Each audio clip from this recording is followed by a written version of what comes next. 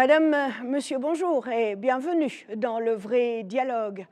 Aujourd'hui, nous plongeons au cœur des motivations et de l'engouement des retours de l'élite algérienne dans le pays d'origine.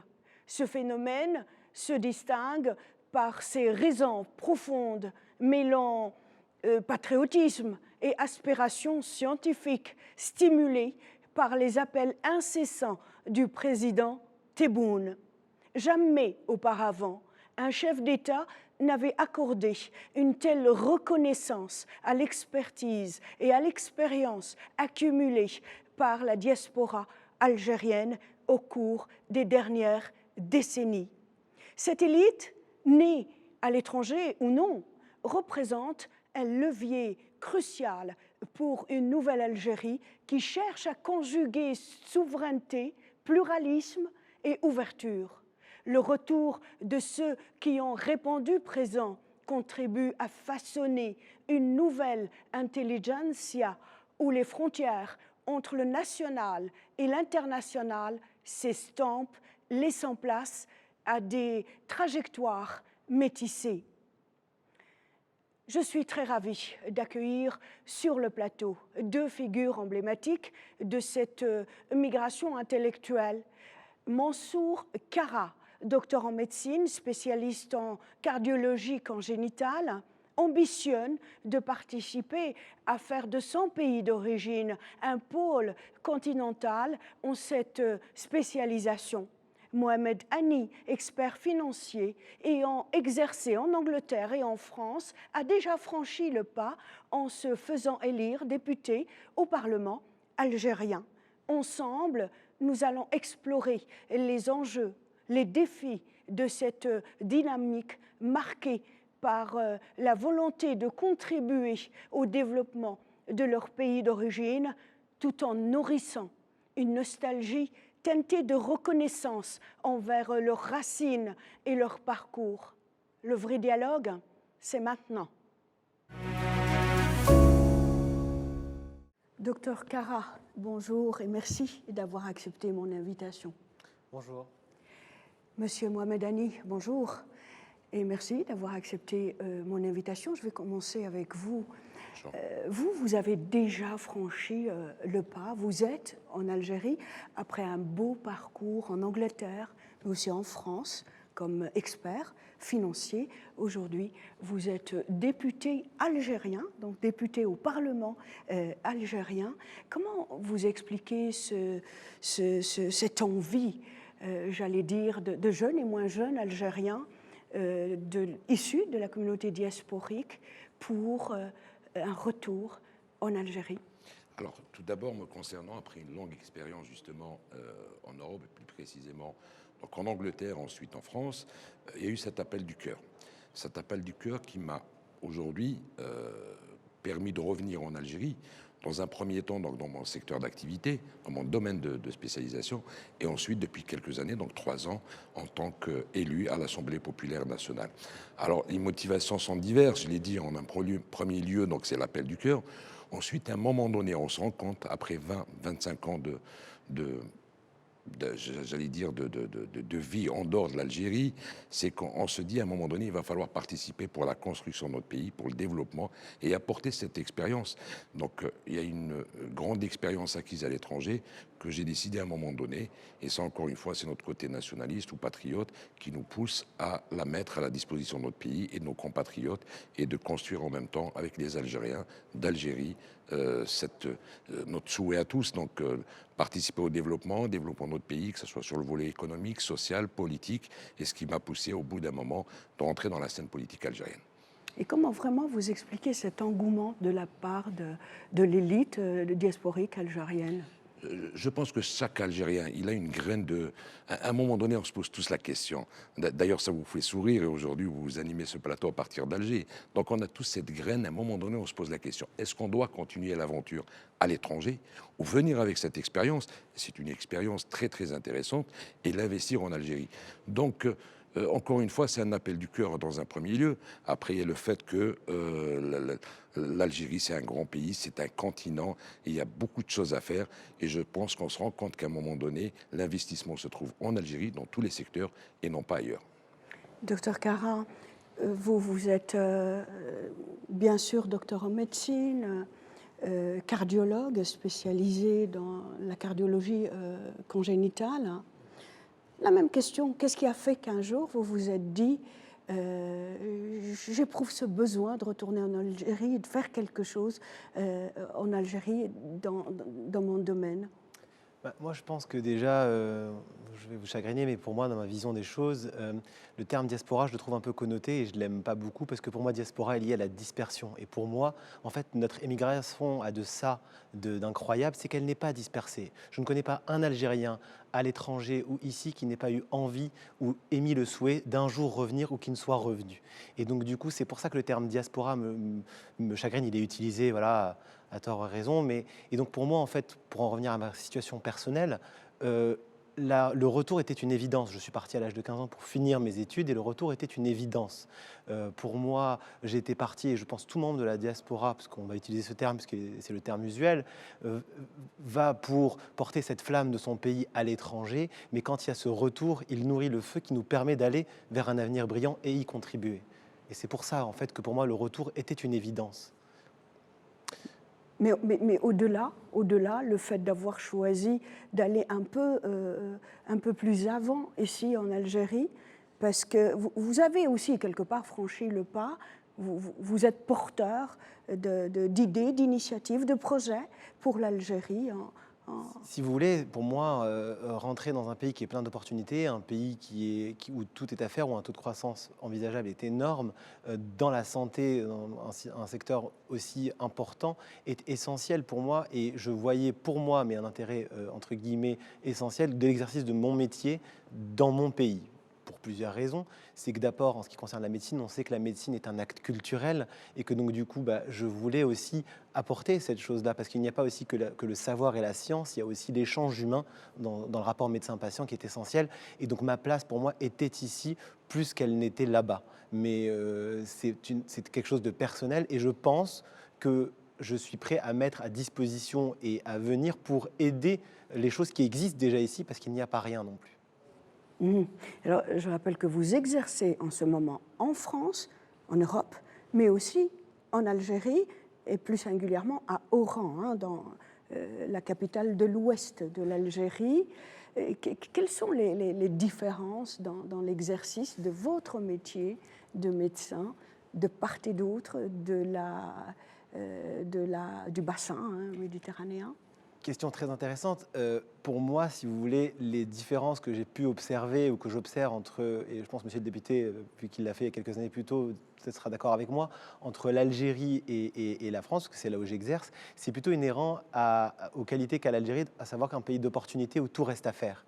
Et que donc du coup, quand on arrive, il faut créer les liens, il faut créer les échanges, il faut créer les circuits, et il y a beaucoup de choses à créer quand on arrive pour pouvoir échanger, surtout dans un métier dans la médecine où c'est un travail d'équipe. Moi, je fais de la cardiologie congénitale, donc c'est les malformations cardiaques. Ça met en scène plusieurs spécialités. Et donc, du coup, c'est cet échange qui doit se mettre en place où dans les pays dits, entre guillemets, modernes, le circuit est déjà tout fait. Et en fait, on est un maillon de chaîne. Et donc, c'est ça, en fait. Donc, c'est inhérent à la fois à la situation du fait qu'il y a des choses à faire et qu'il faut les faire et les développer. Mais c'est aussi ce qui est excitant. Absolument. Moi, Mélanie, je reprends à peu près la même question que je viens de poser au docteur Cara, et je l'ai dit à l'introduction. Vous aussi, vous avez exercé en Angleterre, vous avez exercé en France, et vous êtes aujourd'hui pas dans j'allais dire, avec la casquette d'expert financier, mais d'élu du peuple. Parce que vous êtes député au Parlement algérien. Si vous deviez faire un distinguo, quels sont les freins, les mobiles, ici et là-bas? Alors, la chose là très importante qu'on ne retrouve pas ailleurs et qu'on retrouve en Algérie déjà, c'est ce côté-là humain. Donc, il y a à construire. Et il y a toute une chaîne qui se construit, chose, effectivement, nous sommes qu'un chiffre, qu'un numéro, qu'un maillon de toute une chaîne en Europe. Aujourd'hui, c'est vrai que au retour en Algérie, il y a des choses qui changent. Le quotidien ne sont pas les habitudes ne sont pas les mêmes. Le quotidien, donc on se remet un peu dans le bain, on retrouve nos repères, et puis on est dans la vision construction, un redémarrage. C'est pas une nouvelle vie, mais on a le sentiment, là, on sent réellement qu'on avance, qu'on construit. Parce que, étant en Europe, avec toutes les expériences qu'on a acquises, on avait l'impression de travailler pour les autres. Et là, on travaille pour notre pays, pour les Algériens. Et on le voit, il y a du palpable, on voit du concret sur le terrain, on voit nos résultats. Mais de l'autre côté de la rive, et je ne regrette pas, c'est une expérience qui était très très riche, on a le sentiment d'être un numéro parmi d'autres et de travailler pour les autres. Et on ne voyait pas ce résultat, le fruit qu'on retrouve aujourd'hui en Algérie. Donc si je dois parler en tant qu'élu, effectivement, c'est une autre phase encore de ma vie, et je ne m'étais pas préparé, mais bon, l'opportunité était là, et puis l'occasion s'est présentée. Et comme vous le savez, madame, je travaille énormément sur le volet communauté et relations internationales. Donc effectivement, on porte cette image d'une nouvelle Algérie que les Algériens veulent, que les Algériens souhaitent depuis 2019, avec un président de la République qui nous tend la main, qui tend la main à notre diaspora ou à la communauté algérienne établie à l'étranger, et qu'aujourd'hui, on a ce sentiment qu'il y a beaucoup d'Algériens qui veulent se réinvestir, je dis bien réinvestir, en Algérie, parce que pour la plupart, ils ont eu un parcours déjà au départ, donc scolaire, lycée, université, et qui ont fait un autre parcours en Europe ou ailleurs, et qui veulent aujourd'hui se réinvestir en Algérie. Donc la main est tendue, la volonté politique est liée. Au sein du Parlement, on fait énormément de choses pour justement accompagner nos compatriotes. Et je suis très honoré de rencontrer le docteur aujourd'hui, qui est là, après tant d'années et son expérience à l'étranger, et qui nous accompagne justement chacun dans son domaine pour cette construction. Les chiffres sont là, les réalisations sont là depuis quelques années, et je pense que l'avenir est devant nous, et je pense qu'aujourd'hui, on n'a rien à envier aux pays occidentaux, spécialement européens, qui ne sont pas très très loin, hein, de l'autre côté de la rive, et je pense que l'Algérie, elle est prête à relever tous les défis. Docteur Kara, le cœur, j'allais dire, c'est une histoire de famille. En préparant cette émission, j'ai trouvé sur Internet que votre papa a été ou est toujours, je pense qu'il exerce toujours, il est cardiologue aussi, et pas seulement. Pourquoi c'est une histoire de famille? Alors, moi, il est chirurgien cardiaque, mon père, mais mon oncle est cardiologue et est décédé, il nous a quittés l'année dernière. En fait, ce qui est très drôle, alors je ne sais pas si c'est conscient ou inconscient, ce choix de spécialité, certains diront conscient, d'autres diront inconscient. En fait, mon arrière-grand-mère est décédée d'une maladie cardiaque, d'une malformation cardiaque d'ailleurs, paix à son âme. Et ce qui est très drôle, c'est que ça a suscité toute une histoire familiale, puisque mon grand-père derrière a été médecin, un des premiers médecins algériens dans l'ouest algérien, et il a enfanté deux personnes qui sont mon oncle et mon père, qui étaient à la fois cardiologues et chirurgiens cardiaques. Donc oui, effectivement, familialement parlant, on est un petit peu, je dirais, avec cette histoire de cœur, mais honnêtement, au-delà de ça, moi, j'ai choisi cette spécialité aussi parce que pour moi, j'aimais, d'un point de vue technique, la cardiologie, mais aussi les malformations cardiaques parce qu'elles sont variées. Et en plus de ça, je savais, et j'ai toujours su, c'est pour ça que je dis que c'était une évidence, que je voulais rentrer en Algérie, et je savais qu'en Algérie, la cardiologie congénitale est un gros challenge du 21e siècle, puisque c'est une hyper spécialité, et que je pense qu'on doit la développer, surtout qu'on sait que chaque année en Algérie, aujourd'hui, il faut le rappeler, il y a 8000 nouveaux cas par an, et qu'il n'y a pas assez de cardiologues congénitalistes dans notre pays, continent, comme l'a rappelé monsieur le député, pour pouvoir couvrir ce besoin. Vous exercez à Oran, hein, on le disait, Exactement. dans une clinique conventionnée. Vous ambitionnez quand même de voir l'Algérie devenir un pôle continental pour la cardiologie, à l'instar de la Turquie, qui est maintenant connue et reconnue pour la stomatologie, et pas seulement l'implant capillaire aussi. Racontez-nous tout ça, franchement. Alors, en fait, si vous voulez, c'est que je pense que, et monsieur le député l'a plus ou moins dit, l'Algérie, par sa position, elle est la fer de lance de l'Afrique. Elle est proche de l'Europe, et elle a cette position-là qui est à l'heure actuelle, lui permettrait de rejaillir sur l'Afrique. L'autre chose que je pense, et l'évidence que je me suis mis depuis mes petites années, c'est que le monde est un village, il y a un centre, il y a une périphérie. On est à la périphérie, il ne faut pas se mentir, mais il ne faut pas qu'on reste loin du centre, il faut qu'on reste connecté. Et je pense, à l'heure actuelle, ce qui se passe, il y a beaucoup de mécénats de chirurgie cardiaque, de chaînes de l'espoir, qui, sous couvert d'humanitaire, on les remercie, ils rendent un peu service, vont aller opérer des enfants en Afrique subsaharienne ou dans des régions défavorisées. Je pense, que nous, à moindre coût, on peut développer cela et qu'on peut permettre à l'Algérie d'aider ces gens. Et que pour un même coût, on puisse opérer 5 enfants au lieu de 1. Et que donc du coup, l'Algérie peut jouer ce rôle-là. Mais pour ça, il faut être un partenaire fiable, il faut développer le projet, il faut s'inscrire, il faut coopérer quand on n'a pas le savoir avec ceux qui l'ont. Ça peut être la Chine, ça peut être l'Europe, ça peut être les États-Unis ou le Canada. Il se trouve qu'on est plus ou moins francophone parce que les études supérieures de médecine en Algérie sont en français, donc on a plus facilement vers les pays francophones. Mais on peut développer ce projet-là et il serait très intéressant et il fait sens pour moi et il n'est pas si fou. Contrairement à ce que certains pourraient penser, et il pourrait même arriver à moyen terme si les moyens sont mis, et je pense que les pouvoirs publics vont dans ce sens-là, et je pense que ça va se faire. Que peuvent faire, mais vraiment, les pouvoirs publics pour booster ce genre d'initiative, Monsieur Hani? Alors, comme l'a si bien précisé le docteur, c'est qu'aujourd'hui, vu la situation géographique de l'Algérie, on peut très très bien être le pôle africain et pourquoi pas concurrencer nos voisins européens. Aujourd'hui, la volonté politique est liée. Quand on parle d'investissement, par exemple, et ça rentre un peu dans ce cadre, aujourd'hui, si on veut avoir des pôles médicaux, c'est la loi le facilite réellement l'investissement en Algérie.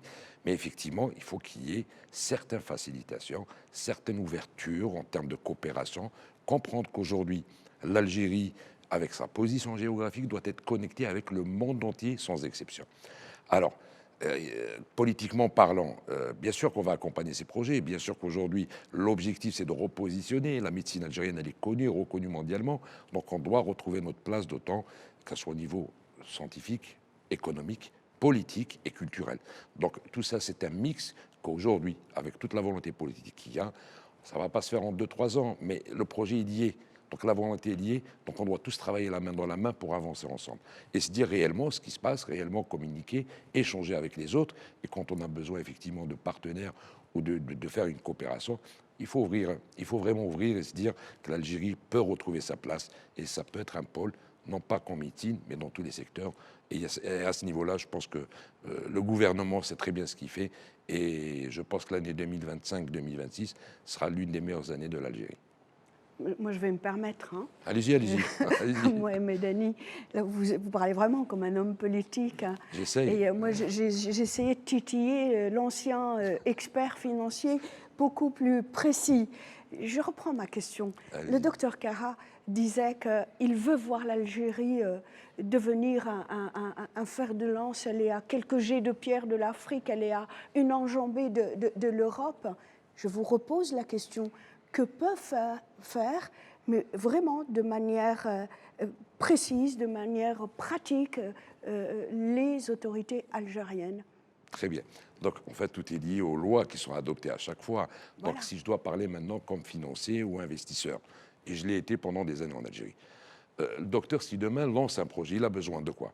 De facilitation en termes de financement, pouvoir faire des montages financiers, faciliter ses partenaires en termes de déplacement, donc des partenaires, j'imagine, étrangers, dans le cadre de la coopération, avoir les assiettes, et ça, il y a des possibilités aujourd'hui. Donc là, je reviens un peu sur le volet politique, et bien évidemment, accompagner, faire des... On ne va pas parler de défiscalisation aujourd'hui, parce que les projets sont tellement grands, ils sont sur du long terme, mais vraiment ouvrir les portes aux Algériens qui souhaitent aujourd'hui revenir et s'investir. Le nerf de guerre, c'est les financements. Et les banques algériennes doivent se mettre à jour. Ça avance lentement, malheureusement. On est sur la bonne voie. Mais aujourd'hui, les banques algériennes et chaque investisseur en Algérie a besoin d'un système bancaire qui soit au top pour pouvoir justement développer son business. Parce que l'un dans l'autre, un pôle médical ou sportif ou autre, c'est une question de financement et d'économie. Il y a des calculs à faire. Et là, tout le monde doit mettre la main à la pâte. Si je peux me permettre, juste, je rebondis sur ce que vous dites. Vous parlez très bien comme un financier et très bien comme un politique. Moi, je pense que surtout, et en dehors de ça, bien sûr que l'argent, à un moment donné, va servir, va être le nerf de la guerre, mais la liberté de circulation des personnes et pouvoir l'échange est le plus essentiel et le plus basique, entre guillemets. Et que donc, du coup, si l'État soutient ça, il permet ce pôle d'échange. Il ne faut pas avoir honte de demander de l'aide quand on en a besoin. Personne n'est omniscient et nul n'est prophète. Et donc, du coup, on peut avancer dans ce sens-là. Et les choses ne sont pas si difficiles à faire. Et quand je dis qu'à moyen terme, on peut le faire, si on a les bons partenaires et si on a les partenaires les plus fiables, je pense que c'est possible. Et je pense que ça, on le mésestime, et ça, je parle de la santé parce que je connais. Et certes, ce que vous dites est vrai, peut-être dans la finance, je n'y connais pas grand-chose, mais en ce qui concerne la médecine, je sais que l'État a mis des moyens extraordinaires en ce qui concerne les matériaux, en ce qui concerne des hôpitaux qui ont été équipés dans le désert que j'ai vu moi-même. J'ai été subjugué, mais je ne dis pas qu'il n'y a pas de compétences, je dis qu'il n'y a pas assez de compétences et qu'on ne sera pas trop de plusieurs pour pouvoir aider et faire avancer ce projet-là. Surtout dans un domaine comme les malformations cardiaques, où, je répète, en plus des gens qui existent et qui ont déjà des malformations cardiaques qui ne sont pas opérés, donc des adultes, chaque année en Algérie, qui a 1 million de naissances, il y a 8 pour 1000 naissances, donc 8000 enfants qui naissent avec une cardiopathie congénitale, dont 95% sont guérissables. Donc on peut le faire, et en s'occupant de notre pays, on va pouvoir s'occuper des autres et rendre service, parce que le rôle de l'Algérie est d'être un pôle. On ne peut pas être la deuxième économie de l'Afrique comme on est à l'heure actuelle et ne pas pouvoir jouer ce rôle-là, parce que c'est notre rôle et on doit le faire. Et on ne peut pas laisser quelqu'un d'autre le faire, et personne ne le fera. Docteur Kara, dites-nous tout sur les initiatives ou les projets que vous êtes en train de lancer entre la France et l'Algérie suite à l'appel incessant, encore une fois, du président de la République à l'élite dans tous les domaines. Il se trouve qu'aujourd'hui, singulièrement, on développe un peu le secteur médical, ô combien important.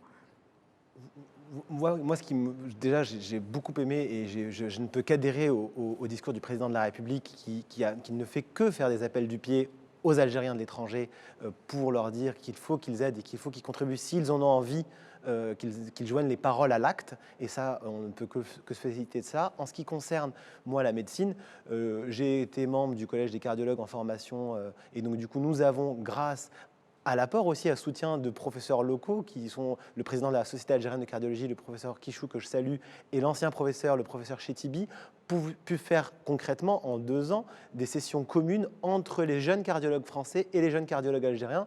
Et là, cette année, les jeunes cardiologues algériens sont invités au congrès européen, et c'est par l'échange que ça avance. Ça, c'est sur le point de vue théorique, mais sur le point de vue pratique, moi, maintenant, je suis là, j'ai joint mes paroles à l'acte. Après 24 ans, je suis ici, avec mes compétences, avec ce que j'ai dans mes bagages, et je suis disposé à aider qui veut dans ce qu'il peut faire, dans ce qu'on peut faire, c'est-à-dire dans la médecine. Et donc du coup, je finis les discours, quoi. Place aux actes et place au travail, quoi. Et donc voilà, moi je suis à disposition de tout le monde et ouvert à tout le monde pour qu'on avance dans ce sens-là, pour l'Algérie et pour l'Afrique aussi.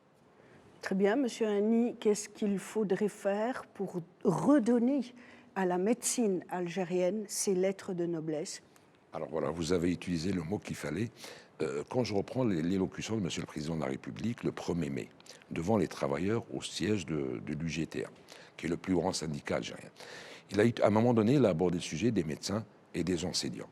Il a dit ce n'est pas qu'une question de moyens, parce qu'on a tendance à penser que le médecin, il est dans les revendications sociales, donc salaire et autres. Il a dit, mais le médecin algérien aujourd'hui, il a besoin de retrouver sa place d'OTAN. Donc c'est l'aide de noblesse, ce titre que tout le monde vénérait, adorait. Il y avait un certain respect aux médecins algériens, aux docteurs, dans les quartiers, quand on disait docteur, c'était vraiment quelque chose de... Et aujourd'hui, le président de la République a été très très clair. Donc il faut un statut spécial aux médecins. Et Dieu sait que nous avons vécu une période d'hémorragie où les médecins algériens partaient de l'autre côté de la Méditerranée. Et non pas que pour l'argent, pour la rémunération, mais plutôt pour d'autres raisons. Mais aujourd'hui, on sent qu'il y a un retour, des gens qui veulent investir, des médecins qui veulent investir, des ingénieurs qui veulent réinvestir. Mais tout ça, il faut qu'ils retrouvent leur place, qu'ils méritent bien évidemment au sein de la société. Je prends la balle au bon parce que c'est quelque chose, c'est exactement ça que je veux dire, c'est que globalement, aujourd'hui, et je suis mal passé pour le dire, mais si je suis rentré aussi, c'est que j'ai fait le constat de dire il faut arrêter que nos Algériens et que nos jeunes médecins algériens aient à partir. C'est un arrachement et c'est un déchirement, et personne n'a envie de partir, personne n'a envie de quitter chez lui. Et que quand ils partent, en fait, on voit que la majorité ne revient pas par choix, mais parce que c'est la vie. Et donc, il faut que l'État, et je m'adresse à vous, monsieur le député, et au pouvoir public, donne les moyens à ces jeunes-là de pouvoir se former et acquérir la science sur place. Si on a le choix de se former sur place et qu'on fait ce transfert de technologie par les ponts qu'on constitue, on va pouvoir permettre à ces jeunes de se former sur place et de s'adapter à une réalité. Parce qu'il y a 2 niveaux quand on parle, et on l'a vécu, vous et moi, c'est qu'on apprend des choses dans un métier européen et dans une manière de faire, et quand on arrive ici, il y a l'application et il faut s'adapter. Et c'est toute la difficulté du transfert des technologies. Donc il faut que des équipes puissent former des gens ici sans bouger. Et donc, du coup, permettre aux gens de se former sur place. Et je pense qu'avec tous les moyens de communication qu'on a, si on rajoute à ça un petit push des pouvoirs publics sur la liberté des personnes avec des programmes cohérents et des acteurs, je répète, cohérents et fiables, on ne peut qu'évoluer. Et je pense qu'en l'espace de quelques années, on peut vraiment coller à des pays les plus modernes qu'on connaisse, quoi. Et je vais rajouter un point. Le gouvernement algérien, et ça, il faut le savoir, a dégelé cette année tous les projets qui étaient gelés depuis une dizaine d'années concernant la santé, donc les hôpitaux, les entités de proximité, sur toutes les wilayas. Donc il n'y a plus aucun projet gelé. Tous les projets ont été relancés. Je peux prendre un exemple sur la wilaya dont je suis élu, donc Béjaïa, par exemple, où il y a un nouveau CHU qui sera lancé bientôt, avec un centre anti-cancer qui est en cours de réalisation, donc on n'en a pas pour longtemps. Et donc on voit les choses avec tous les moyens qui sont mis à disposition, donc les choses avancent. Mais effectivement, nos médecins doivent à un moment donné retrouver leur place pour justement qu'on évite qu'ils partent. Et vous savez très bien, docteur, c'est quand je prends l'exemple de la France, on parle chaque année de 1200 médecins, on sait ce que coûte un médecin en France, on n'est pas loin des 300 000 euros. Alors si on multiplie par le nombre de médecins qui partent à chaque fois, regardez l'économie que l'État français fait au détriment de l'Algérie qui aujourd'hui enseigne ses enfants gratuitement. Ça, il faut le préciser. Et au final, on ne retrouve même pas le vrai statut du médecin de l'autre côté. C'est qu'on est toujours mis, excusez-moi l'expression docteur, mais médecin de seconde zone. Il faut faire des mises à jour. Il va reprendre les 2 dernières années. Et si je dis une bêtise, vous me dites, docteur. Je ne suis pas concerné par eux parce qu'eux partent après. Moi, j'ai fait toutes mes études là-bas. J'ai passé le concours de médecine là-bas. Et c'est effectivement ce que vous dites est vrai. Et quand ils arrivent là-bas, et je regarde tous ceux qui nous regardent, quand ils arrivent là-bas, ils sont considérés comme des médecins qui n'ont pas passé ce concours-là. Mais en vrai, ce que je veux dire à ces gens-là et à tout le monde, s'ils partent aussi, c'est parce qu'ils ont envie de se connecter à la science. Ils ont envie d'être dans les hôpitaux de pointe. Et donc, du coup, ce que peut faire l'État, pour les empêcher de partir, ça passe même pas par peut-être une réévaluation salariale, peut-être, mais ça encore c'est un point de vue économique, c'est surtout leur donner l'opportunité de se former. Et ça passe pas que par l'hôpital public. Il y a l'hôpital public certes qui est indétrônable et qui ne pourra jamais être remplacé, mais des structures spécialisées dans des pôles d'excellence qui sont connus depuis très longtemps, peuvent aider dans ces domaines-là, notamment, je parle de la cardiologie parce que c'est ce que je connais, mais dans le cancer du poumon, dans la chirurgie thoracique, dans les assistances extracorporelles. Et donc ces pôles-là, il faut arrêter avec ce clivage privé-public. On est tous des Algériens, on est tous des acteurs de santé et on peut tous marcher ensemble. Il faut juste regarder quelles sont les motivations des gens. Si les motivations, c'est l'Algérie, moi je marche avec n'importe qui. Bravo. Ça veut dire, vous êtes en train de dire, peut-être dans un avenir très proche, ce qu'on appelait dans les années 70, je pense, même 80, la fuite des cerveaux. Cette fuite, elle va changer de direction désormais. Des Algériens installés déjà en France, en Angleterre, au Canada, aux Amériques, pour rester que dans le domaine médical.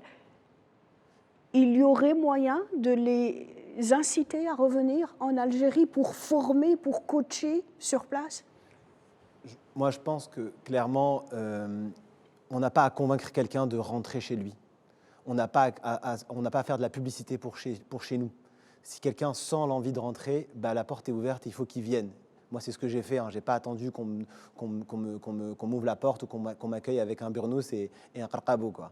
Donc, je suis venu et j'ai fait les choses et il faut travailler dans son coin. Maintenant, c'est des choix personnels. Il y a plein de choses, plein de dimensions qui rentrent dedans. Et ceux qui restent un flambeau et une flamme à l'étranger pour l'Algérie. Mais chacun fait ses choix. Maintenant, ce que je pense aussi, c'est que, en ce qui concerne mon domaine, j'ai vu beaucoup de professeurs européens, et pour ne pas dire français, faire des pieds et des mains pour essayer d'exercer en Afrique et essayer d'aller soutirer et faire les coyotes et les néocolonisateurs, parce qu'en Afrique, et profiter et prendre de l'argent. J'ai envie de dire, si vous êtes du pays d'origine et que vous êtes bien formé, je ne peux pas supporter qu'il y ait des gens, des toubabs, comme on appelle ça, venir en Algérie et venir un peu faire les coyotes et faire les opportunistes et ne pas faire une goutte d'eau dans cet océan de besoin. Il faut qu'on se entraide entre nous et qu'on y arrivera entre nous. Ce n'est qu'entre Algériens ou une coopération sud-sud qui nous permettra aussi d'évoluer et d'avancer. Et donc, du coup, il faut se sortir de ces opportunismes-là. Et donc, moi, en tant qu'Algérien qui suis à l'étranger, si j'étais à leur place, quand je vois ces gens-là venir, je me dis qu'il y a une opportunité, il y a quelque chose à faire. Donc, il faut aussi suivre le mouvement. Mais ce n'est pas à nous de dire aux gens de venir ou pas. Est-ce qu'on a des chiffres, Monsieur Mohamedani? Il y a combien de médecins spécialistes ou généralistes qui exercent notamment en Occident, et pas seulement, dans d'autres pays, arabes notamment, africains.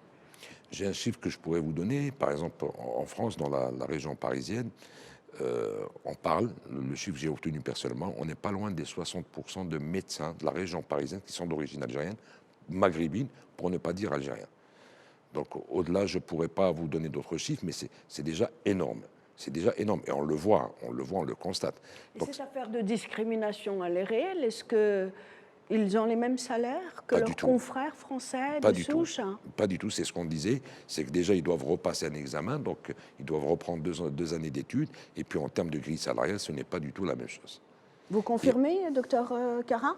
L'histoire est plus complexe. Effectivement, quand ils arrivent, ils n'ont pas leur équivalence et donc ils doivent repasser des titres et donc ils doivent avoir un salaire moindre parce qu'ils sont. Mais c'est dégradant. C'est-à-dire que vous prenez des anciens qui sont des professeurs parfois dans certaines universités qui se retrouvent jouer le rôle de simples internes dans des services et je trouve ça humiliant. Mais en fait, entre guillemets, c'est pas moi qui ai fait ce choix-là. C'est-à-dire eux ont fait ce choix et l'ont accepté. Et il faut se poser la question comment des gens qui sont avec des situations établies dans des pays riches comme le nôtre acceptent de se mettre en difficulté et vont dans des endroits où ils vont être entre guillemets maltraités ou pas très bien traités. Je pense que du coup, il faut qu'on se pose des questions, se dire est-ce que si c'est simplement la recherche de science qu'ils veulent, leur apporter ça pour pas les dissuader, mais leur dire voilà, vous avez cette opportunité-là, donc du coup, peut-être qu'il y en aura moins qui partiront. Je pense qu'il faut tout faire en tout cas, et je le répète, pour faire en sorte que nos jeunes aient tout ce qu'il leur faut pour qu'ils n'aient plus à partir. Parce que personne ne fait le choix de quitter chez soi, je répète. Hein. Ce n'est pas quelque chose de facile, ce n'est pas quelque chose d'évident, et c'est dur. On les voit d'ailleurs, tous ceux qui partent, ils sont tout le temps en train de reconstruire. On n'est jamais plus algérien qu'à l'étranger, parce qu'en fait, on a peur de se perdre. C'est pour ça que je dis, on n'est pas une diaspora, on est vraiment des Algériens, on est tous liés vers l'Algérie, on n'est pas dispersés. Et donc, du coup, je pense que si demain, et je pense que c'est ce qui est en train d'être fait, parce qu'on sent du changement, on le voit, qu'on fait tout pour que nos jeunes qui sont déjà ici ont les moyens de se former, ont les moyens de s'ouvrir au monde et de rester connectés. Parce que je répète, on est à la périphérie, il y a le centre. Ben, il y a beaucoup moins de départs et vous allez voir que les choses vont se développer et que ce qui va se développer va engendrer un mouvement de retour. On n'a pas besoin de faire de la pub. On n'a pas besoin on n'est pas des publicitaires.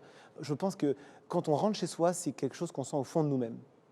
Comment? On tourne en rond, mais je repose la même question. Et puis profitez-en. C'est une télévision belge, francophone internationale. Elle est aussi suivie par les francophones algériens et les autorités en l'occurrence. Qu'est-ce qu'il faut? Que peuvent faire les autorités algériennes pour rendre la fuite des cerveaux, changer la direction de la fuite des cerveaux, et à commencer par les médecins? Je suis comme tout le monde. J'imagine, c'est un secret pour personne, quand il y a une complication en cardiologie ou dans d'autres spécialisations, ici en Algérie, et hop, les privilégiés ou ceux qui ont les moyens, ils prennent l'avion, ils vont en Europe se soigner. Quand est-ce que ça s'arrête? Je vous arrête là. Allez-y. C'est faux.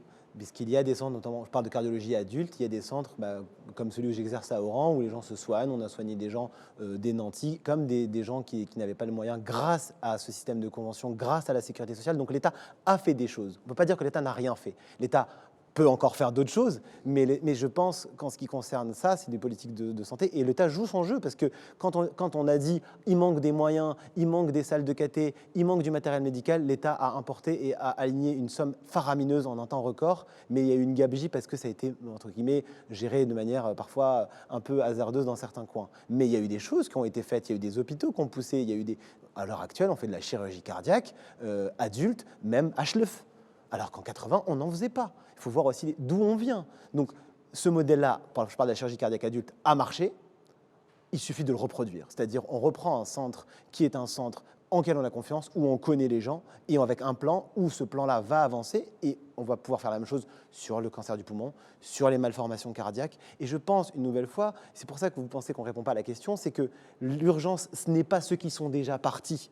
c'est ceux qui sont encore ici. Gardez Et surtout, pas les garder, pas les emprisonner. Alors, C'est leur donner l'opportunité de dire, vous voulez partir, pourquoi? Parce que vous manquez de science, on va vous l'amener.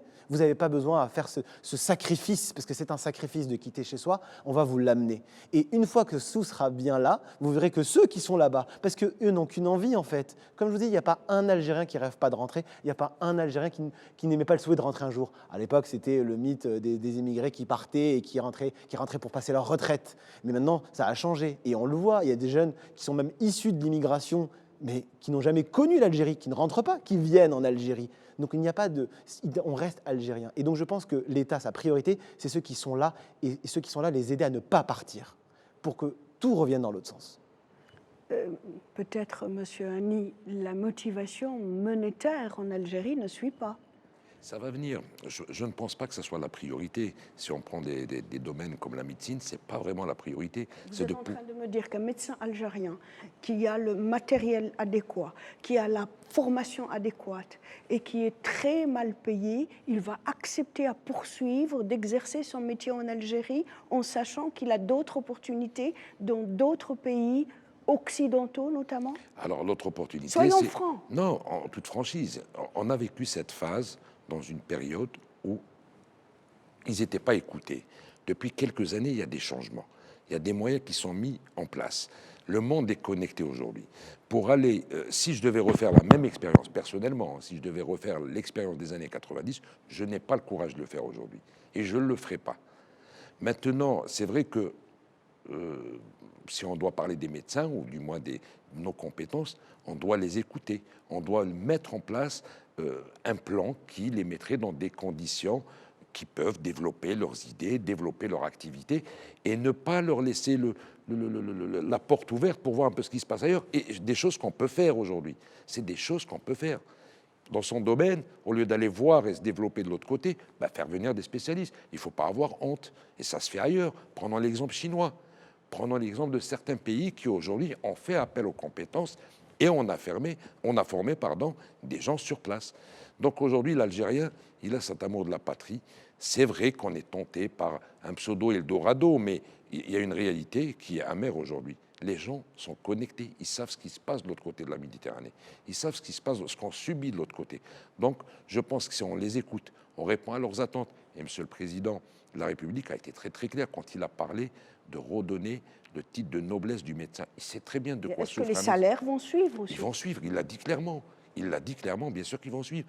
Dites-le dans cette émission, profitez-en. Il y a énormément de médecins et généralistes, de médecins spécialistes francophones au Canada, en Suisse, en Belgique, en France, qui écoutent cette émission. Pas que les médecins. Aujourd'hui, quand on voit les revalorisations de salaire en Algérie, qui ont atteint les 47%, qui vont atteindre les 47%. Alors, vous imaginez, pour les médecins, ils ne seront pas bien évidemment exemptés de cette augmentation. Il y aura des augmentations pour les médecins. Mais le plus important dans tout ça, parce qu'aujourd'hui, un médecin algérien, si vous lui triplez le salaire et que vous ne mettez pas les moyens qu'il faut pour qu'il avance dans son domaine, il ne va pas rester. C'est pour ça qu'il a été très clair. Il a dit que ce n'est pas une question de rémunération seulement, mais redonner le statut au médecin, le mettre dans des conditions idéales pour l'empêcher d'aller découvrir autre chose qu'il peut découvrir en Algérie. Je suis tout à fait d'accord. Vous partagez son avis? En fait, vous semblez penser, ou trop souvent les non-médecins semblent penser que on est dans une société entre guillemets mondialement maintenant ultra-libérale, et donc du coup que l'argent très vite rentre dans le rémunération, le salaire, combien tu gagnes, comme aux États-Unis. C'est pas du tout le cas en ce qui est en la médecine, qui ne faut pas oublier est une vocation. Oui, à un point, le salaire, et tout travail mérite salaire, et comme on dit en arabe, mais aussi notamment francophone, batal yebtol, c'est-à-dire que tout ce qui est gratuit au bout d'un moment s'arrête. Mais ce n'est pas l'essentiel. L'essentiel de tous ces jeunes, et vous pensez de tous les jeunes médecins, quand vous leur parlez, ils vous disent « mais nous, on veut d'abord apprendre, on veut d'abord se former dans les meilleurs endroits pour pouvoir être bon ». Ça ne veut pas dire qu'ils n'ont pas accès à tout ici, ils n'ont pas accès à certaines choses. Donc, ce qui peut pas être fait ici, au lieu de les envoyer amenons la formation complémentaire ici. Et quand je répète, les professionnels de santé de l'hôpital jouent le jeu. Le président de la Société algérienne de cardiologie multiplie les partenariats avec les différentes sociétés savantes, le professeur Kichou et l'ancien président aussi, le professeur Chetibi. Ils ont fait ça, ils ont fait venir, ils ont été d'accord avec moi quand on a fait venir les jeunes cardiologues français pour pouvoir échanger et faire des projets de recherche. À l'heure actuelle, le CHU de Blida, je sais qu'ils ont des projets de recherche communs avec Pompidou, avec Lariboisière. Nous avons effectué des adhésions et des inclusions dans des bases de données internationales parce qu'on ne peut pas, en termes de science, se couper du monde et on a besoin d'être connecté. On ne peut pas tout faire. Et donc, du coup, ça, la liberté des personnes, c'est la plus essentielle.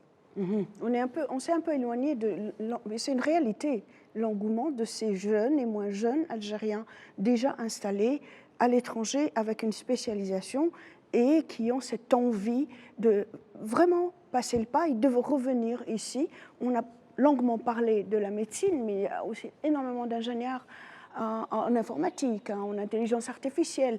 Et tout le monde sait qu'en Algérie, il y a un chantier qui est ouvert pour la numérisation de ce pays énorme et dans tous les domaines. Qu'est-ce que vous pouvez dire ? Alors, je vais vous donner un chiffre pour cette année 2024. Depuis le début de l'année, il y a eu 7000 demandes de dossiers d'investissement au niveau de l'agence algérienne de la promotion de l'investissement et des gens qui résident à l'étranger. Donc des compatriotes qui ont vécu à l'étranger. Et pour certains, vous avez si bien fait de préciser, donc des gens qui n'ont jamais connu l'Algérie. Donc ils sont nés là-bas et qui aujourd'hui sont prêts à tenter l'aventure.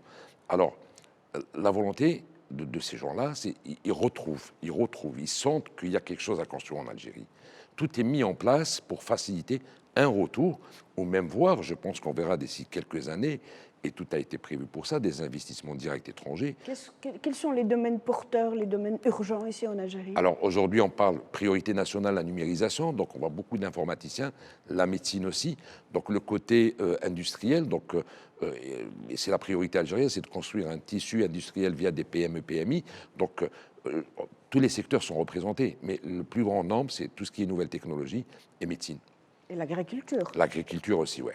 Vous pouvez sortir de votre sanctuaire et nous parler de l'agriculture, par exemple, en Algérie ? Ça va être hasardeux. Ça va être difficile, hasardeux. J'ai pas de chiffres. Je serais moins bon pour le député, en tout cas. Si vous deviez donner, je ne dirais pas un conseil, mais une recommandation aux Algériens qui sont à l'étranger pour leur dire, écoutez, revenez, ou comme vous l'avez dit tout à l'heure, je pense tous les deux, il n'y a pas besoin de revenir, mais de venir. Moi, je peux parler que d'un point de vue personnel et mon expérience personnelle. Après, on peut dire que l'expérience n'est pas transmissible, mais en ce qui me concerne, moi et mon histoire de vie, le retour en Algérie, parce que c'est un retour, ça a été le meilleur choix de ma vie. Donc, c'est marrant, tout le monde m'appelait les premiers mois, est-ce que ça va ? Comme si j'étais rentré au Vietnam. Moi, c'est extraordinaire. Déjà parce qu'on vit, on travaille. Je n'ai pas eu de problème, comme je disais, en ce qui concerne de consommables, machin, je n'ai pas forcément de problème. Ok, la gestion des stocks est un peu compliquée parfois, mais c'était le meilleur choix de ma vie parce que j'étais chez moi, j'étais auprès des miens et je faisais quelque chose qui avait un sens.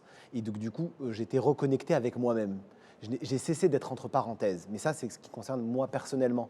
Maintenant, pour les autres, j'ai envie de dire, même si on n'est pas lié à l'Algérie, si on devait dépassionner le débat, il ne faut pas être un mordu d'économie pour comprendre que l'Afrique est l'avenir du monde et en termes d'économie et en termes de plein d'opportunités. Et que le pays le plus grand d'Afrique, c'est l'Algérie. Et que la deuxième économie d'Afrique, c'est l'Algérie. Et que donc du coup, si vous avez un passeport algérien, il est une opportunité et il faut la saisir. Parce que vous rendrez service à vous-même et on vous fera une place parce que on pourra échanger. Mais n'imaginez pas que rien ne s'est fait pendant que vous n'étiez pas là. Parce que moi, c'est la première chose dont je me suis rendu compte. Parce que je suis arrivé au bout de 24 ans, mais en fait, il y a plein de choses qui ont été faites. Moi, quand j'ai quitté le pays, avoir un téléphone portable, c'était extraordinaire, alors que maintenant, tout le monde a 5 puces pour avoir les gens. Il y a des restaurants partout. Ça, on parle de vie quotidienne, parce que c'est ce qui revient en premier. Mais en soi, faut pas être bête. Quand on quitte la maison de ses parents pendant 24 ans, on ne s'étonne pas que la chambre à coucher, elle soit redevenue un bureau. Et donc, du coup, c'est à nous de refaire notre place et de se retrouver dans notre maison parce qu'on a envie de vivre dans cette maison. Et donc, la base de tout, c'est l'envie. Mais je pense qu'ils ne le regretteront pas s'ils ont l'envie. Vous souscrivez à ce qu'il vient de dire ? Entièrement. Je suis prêt même à dire que l'Algérie, aujourd'hui, c'est la tentation. Il y a tout à faire, tout à refaire. Et aujourd'hui, je pense que ce n'est pas une aventure. Revenir en Algérie, ce n'est pas une aventure, en toute sincérité. Et là, ce n'est pas le politique qui parle. Je vois mes gamins qui sont en France aussi et qui se posent la question, ils sont prêts à revenir. Donc, même les jeunes, parce qu'on ne parle pas que de ceux qui ont aujourd'hui peut-être la quarantaine, même des jeunes de 25 ans, et je suis sollicité au niveau de l'Assemblée par des jeunes émigrés, entre parenthèses, qui veulent s'investir en Algérie. Alors, dans tous les secteurs, le domaine sportif aussi, il y a un retour en force. C'est des jeunes qui veulent investir dans des centres de formation. Donc, on va aller dans ce sens. On ne forme plus de l'autre côté, mais on forme en Algérie les compétences, quitte même à les exporter après. Donc, le travail se fait. Le travail se fait. Maintenant, c'est vrai qu'il faut encore booster pour aller encore plus vite. Et je pense que cette année, ainsi que l'année prochaine, on aura encore des résultats plus importants. La création de structures, justement, pour accompagner, pour soutenir l'élite diasporique, comme à l'image du CMDA. Je pense que vous avez joué aussi un rôle assez important aux côtés d'un autre Algérien diasporique de France, qui est Karim Zeribi. Il faut beaucoup de CMDA, beaucoup de ce genre de structures pour aider et pour faire les choses de manière structurée, professionnelle. Alors, vous avez cité un bon exemple. L'idée de Karim Zeribi qu'on avait balancée sur un plateau de télévision et qui s'est concrétisée quelques semaines après, avec un engouement exceptionnel, avec des compétences. Nous-mêmes, on était agréablement surpris. On ne pensait pas avoir autant de compétences à l'international. Et aujourd'hui, des projets comme ça, il en faut plusieurs. Parce qu'en dehors de projet lui-même, peut-être que d'autres ont d'autres idées, mais Karim Zeribi l'a si bien dit, je l'ai répété personnellement, c'est qu'aujourd'hui, des projets comme ça, ils ne peuvent qu'être complémentaires. Il n'y a aucun projet qui concurrencie l'autre. C'est plutôt complémentaire et dans l'intérêt des Algériens d'une et de l'Algérie. Donc des travaux comme ça, il faut continuer à faire ce genre de rencontres. Il faut s'investir dans ce genre j'allais dire, de compilation. Et aujourd'hui, je pense, des rencontres comme ça vont apporter beaucoup de fruits à notre pays. Docteur Kara, on ne va pas finir avec une note trop euphorique. Il y a quand même des écueils, il y a quand même des freins. Et vous, en tant que, encore une fois, cardiologue, qui a fait la démarche volontaire de venir en Algérie et de travailler, d'exercer la médecine, quels sont vraiment les écueils auxquels vous faites face tous les jours dans l'exercice de votre métier, ici, à Oran, en l'occurrence? Je pense que les écueils, ils sont liés et inhérents à ma personne. C'est-à-dire que, ce que je disais, vous quittez des gens pendant 24 ans et vous revenez, vous dites « coucou, me voilà ».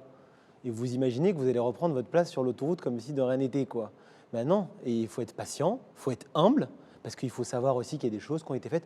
Le pays ne vous a pas attendu pour continuer à se développer. Et en fait, c'est une opportunité pour nous d'être revenus. Et c'est pas autre chose. On n'est pas une opportunité pour l'Algérie, c'est plus l'Algérie qui est une opportunité pour nous. Nulle personne n'est irremplaçable dans un collectif. C'est le collectif qui prime sur l'individu. Et que je pense que tout le plus dur, c'est cette humilité, comprendre ce qui se passe, attendre et être patient. Parce qu'on est souvent, on revient, on est tout feu, tout flamme. Et j'ai quelques amis qui ont voulu revenir, mais qui n'ont pas préparé leur retour. Et je dis toujours, un retour, ça se prépare, ou même un projet, n'importe quel projet se prépare. Et c'est pas parce que vous avez grandi en Algérie que vous n'avez pas besoin de passer par cette étape de préparation. Si on veut vivre en Algérie, si on vibre pour l'Algérie, c'est super. Je pense qu'on ne doit pas voir, c'était Sankara qui disait ça, le retour des élites doit être quelque chose de bénéfique pour nous et doit être quelque chose dont on doit s'enorgueillir, parce que ça veut dire que les élites font confiance à notre pays parce qu'on a su développer l'environnement pour qu'elles reviennent. Et donc c'est ça en fait. Je pense que la première chose, c'est de se dire, si tu veux vivre en Algérie, vas-y, mais ne te demande pas ce que l'Algérie peut faire pour toi. Demande-toi ce que tu peux faire pour l'Algérie, comme disait, pour paraphraser Kennedy. Et donc du coup, c'est dans ce sens-là. Il faut lutter contre soi-même, parce que c'est nous notre propre écueil, notre ambition, notre ego et tout ça. Que diriez-vous à un ingénieur, à un médecin, à un journaliste, à un politicien algérien qui est quelque part dans ce monde? Que lui diriez-vous pour qu'il puisse venir en toute tranquillité aider ce pays qui lui fait du pied? Alors, en toute sincérité, ce que je dis à chaque fois, il n'y a pas d'Algérien de l'intérieur et de l'extérieur. On est tous Algériens. Donc, quand vous revenez en Algérie, n'ayez pas cette vision d'être supérieur aux Algériens locaux ou autres. On l'a vécu, par exemple, à un moment donné au niveau de l'équipe nationale de foot. Alors, c'est un exemple qui nous fait sortir un peu du contexte, mais c'était une réalité. Il y avait des conflits entre ceux qui résidaient en Algérie et ceux qui résidaient à l'extérieur. Donc, aujourd'hui, on est tous là pour l'intérêt du pays. C'est une opportunité pour tout le monde, chacun avec son expérience, et travaillons ensemble et enlevons cette barrière de l'Algérien de l'intérieur. Le président de la République a été très clair. On a besoin de tous les Algériens, de tous les enfants de l'Algérie. Et moi, j'encourage nos compatriotes qui ont des idées, qui veulent s'investir en Algérie, avec leur famille ou sans leur famille. Les portes sont ouvertes, les lois sont là, on les accompagnera. Et puis surtout, apprendre à travailler collectif et non pas individuel. Vous êtes vraiment sur la même longueur Je dirais d'onde. même plus. C'est le hasard, Un seul hein. passeport, même droit, mais surtout même devoir. Devoir, exactement. Très bien. Vous êtes à peu près sur la même longueur d'onde. Le docteur Kara, il a parlé d'humilité. Vous avez parlé de cet esprit de ne pas se prendre. Il faut dire qu'on est là aussi, on apprend. C'est la 5e fois que je viens ici, en Algérie, pour enregistrer une émission de télévision. J'ai appris énormément de mes confrères algériens ici. J'ai une équipe extraordinaire, une équipe technique, une réalisation extraordinaire. Et c'est pour moi une occasion de leur rendre hommage et de leur dire merci à haute voix. Il nous reste encore 5 minutes. C'est beaucoup en télévision. Je vais vous demander vraiment de nous dire vos espoirs, vos espérances pour l'Algérie nouvelle. Moi, je vous laisse commencer, allez-y si vous voulez. Honneur aux députés. Avec plaisir. Aujourd'hui, l'Algérie, on a beaucoup de défis qui nous attendent. C'est une année exceptionnelle, avec des réalisations faites en 3 ans, enfin depuis 2019, depuis les derniers changements, suite à la volonté populaire. Il y a une feuille de route qui a été tracée, et il y a une prise de conscience des Algériens que c'est l'occasion jamais de se repositionner, que ce soit économiquement, et on voit aujourd'hui notre position sur la scène internationale, politiquement, à l'international. Donc, je pense que l'avenir, il est devant nous. Il y a beaucoup de choses qui nous attendent. La seule chose, travaillons. Arrêtons de se dire qu'est-ce que l'Algérie peut donner, mais plutôt qu'est-ce qu'on peut donner à l'Algérie. Parce qu'à un moment donné, pour avoir un retour, mais il faut donner. Donc, il ne faut pas hésiter. C'est notre pays. Personne ne le fera à notre place. Il ne faut pas s'attendre à d'autres qu'à d'autres le fassent. Personne ne le fera à notre place. C'est notre patrie. Que vous soyez un Algérien d'Algérie ou un Algérien diasporique ou un Algérien de parents mixtes. Exactement, les binationaux, ceux qui ont mais vraiment tous ceux qui se sentent algériens. Ce n'est pas le document qui fera la différence, c'est celui qui se sent algérien. Elle est là la différence justement. Donc travaillons tous ensemble, enlevons ces barrières, communiquons. On vit dans un monde connecté. Notre situation géographique nous permet aujourd'hui d'être non seulement à la porte de l'Afrique, mais aussi de l'Europe. Et il ne faut pas avoir de complexes. Et ça, arrêtons d'avoir des complexes. On n'a pas de complexes à avoir vis-à-vis d'autres. Il faut vraiment relever sa tête en tant qu'Algérien et se dire qu'il y a des défis à relever, on doit les assumer. C'est notre patrie, c'est nos intérêts, et on défendra notre pays dans tous les cas. Je dirais même plus. Oui. Je vais vous donner la parole Pardon. de 30 secondes. Vous allez vous représenter alors pour les prochaines élections législatives? On est encore loin. Il nous reste encore 2 ans, 2 ans. Et puis, en toute sincérité, souvent on me pose cette question, moi qui ne suis pas issu justement du monde politique, plutôt de la société civile, je me dis déjà, je dois assumer mes 5 années. À un moment donné, je vais me regarder en face d'une glace et dire qu'est-ce que j'ai apporté à mon pays, parce que c'est le plus gros point d'interrogation. Vous commencez à faire votre bilan alors? Oui. Il est très important de faire son bilan, parce qu'à un moment donné, on sera confronté à une réalité. Quand vous avez des Algériens en face qui vous posent des questions, qu'est-ce que vous avez fait? Et le plus dur, c'est quand vous entendez, vous n'avez rien fait.